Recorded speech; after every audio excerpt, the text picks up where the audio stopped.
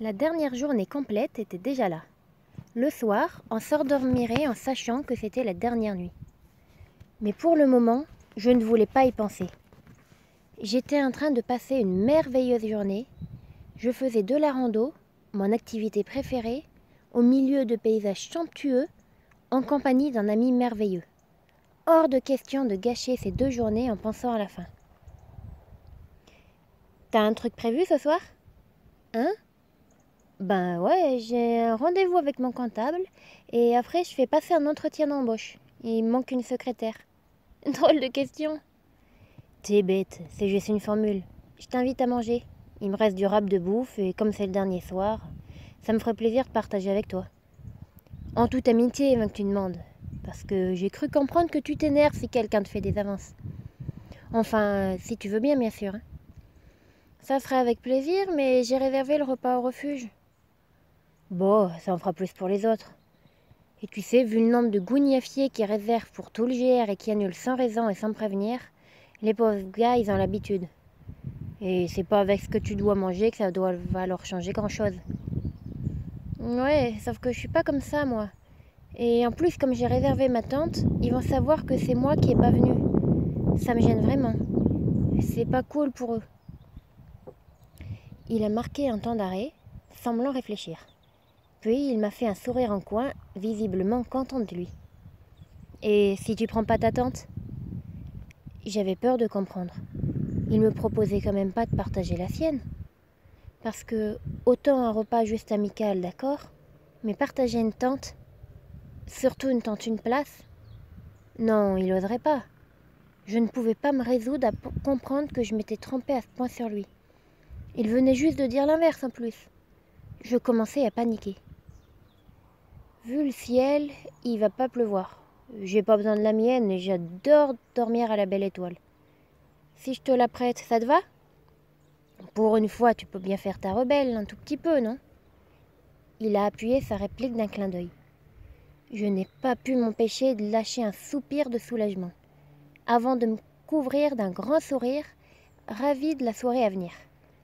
Va pour laisser parler mon côté rebelle. Une fois en 18 ans, ça devrait aller.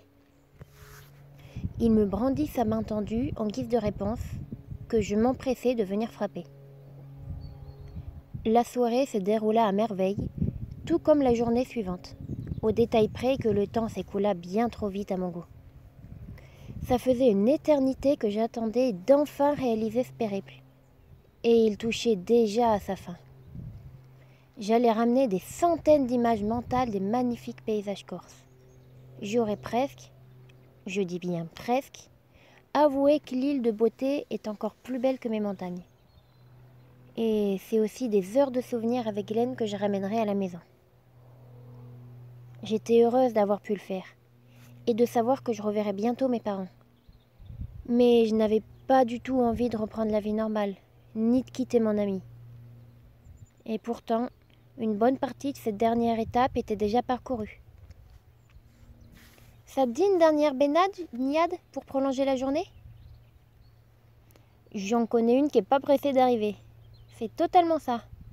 Alors ça te dit? Va pour une baignade. Elle est vraiment top cette vasque en plus. Pendant quelques instants, j'oubliais que dans quelques heures ça serait terminé. Je profitais de ces derniers instants hors du temps, dans des paysages de maquis et de roches roses. Tellement beau. Une jolie vasque ronde, alimentée par une cascade d'une petite dizaine de mètres, et un ami qui ne manquait pas de m'éclabousser. Que demander de plus? Je serais bien restée encore pour profiter de ce qui ressemblait à des petits jacuzzis naturels. Mais il fallait bien repartir à un moment, et les derniers pas finirent malgré tout par arriver. 1 heure et demie plus tard, le bitume et la fin du périple étaient là. En effectuant ces derniers mètres, une boule avait pris place dans mon estomac, me serrant de plus en plus. Mes abdos et ma gorge étaient contractés et me faisaient mal. J'allais dire adieu à Glenn et ça me tordait le ventre.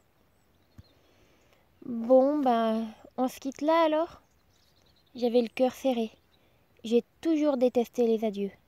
Et j'avais l'impression que c'était le pire que je n'avais jamais vécu. On peut peut-être se revoir. J'ai senti une vague d'espoir m'envahir avant de m'assombrir, inquiète de ne pas connaître le fond de ses pensées. Tu te souviens bien que je suis pas prête à entamer quelque chose avec qui que ce soit? Hein? Ah oui, bien sûr que j'ai compris. C'est pas comme si tu me l'avais dit 36 000 fois. C'est juste pour garder le contact. Tu me files ton hume? Désolé, vieux réflexe. Je préfère que ce soit clair. Ami?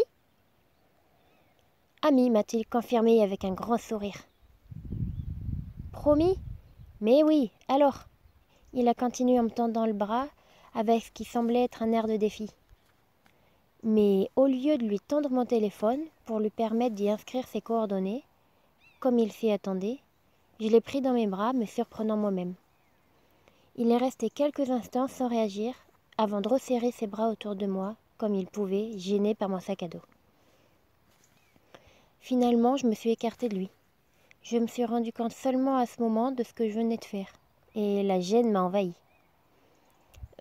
Pardon, je suis désolée. Et dire qu'il y a 2 minutes, tu voulais pas me revoir, il a plaisanté. J'ai baissé la tête et lui ai donné mon téléphone déverrouillé sur la page des nouveaux contacts, toujours sans relever les yeux. Tu m'enverras un message? Dès que je retrouve du réseau. Promis? Promis. Il m'a fait la bise et s'est éloigné avec de grands signes de la main. J'étais triste de le voir s'éloigner, mais soulagée de ne savoir que ce n'était qu'à ne revoir. Je n'ai jamais été accro à mon portable, mais pour le coup, j'ai désespéré de voir les barres de réseau. Je n'avais jamais fait ça, mais je suis montée sur un banc, le bras en l'air. Je me détestais pour ça. Je m'étais moquée tellement de fois de ce qu'ils font. Enfin, les barres tant attendues se sont affichées. Plusieurs messages sont arrivés, mais je n'y ai pas prêté attention, trop impatiente. Je n'ai pu que me ficher royalement de moi. J'étais pire que les filles que je trouvais ridicules à se mettre dans tout leur état juste parce que leur crush leur avait souri. Tout ça juste parce que j'envoyais un message à un ami. Totalement ridicule. Message téléphonique. Moi. Salut Glenn, c'est Kara. Glenn. Je pensais pas que tu serais si rapide. Smiley qui rit. Mais c'est cool, au moins tu m'as pas laissé en plan. Moi. Je voulais vérifier que tu m'avais pas filé de faux numéros. Smiley clin d'œil. Glenn. Avoue, je suis tellement génial que je te manquais déjà. Moi.